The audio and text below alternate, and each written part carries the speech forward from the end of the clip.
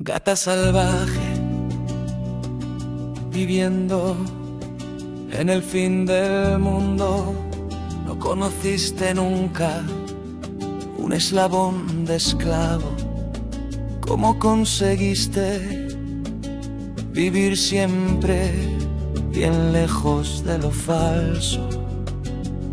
Gata salvaje, no creíste jamás en hombre alguno. Tu casa fue tu voluntad, como sin amo, siguiendo el aire, queriendo libre tu destino. Viviste, luchaste.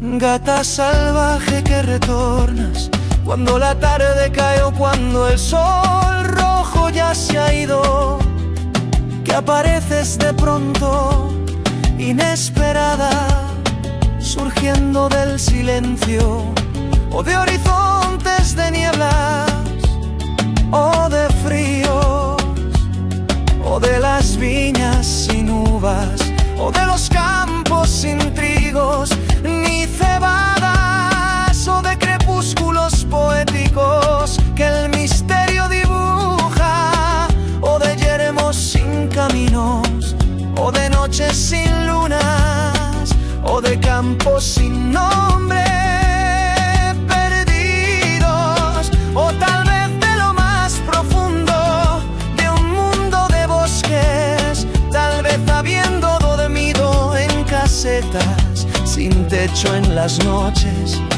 antiguas caseticas de pastores, surgiendo como voz lejana de un latir olvidado de mitos y sueños de infancia, de un recuerdo infinito que habita en el centro del alma. Gata salvaje, ¿cómo lograste guardar siempre sin cadenas, serena en el olvido, envuelta en la paz de tu inocencia, como el mayor de los tesoros poseídos, tu libertad?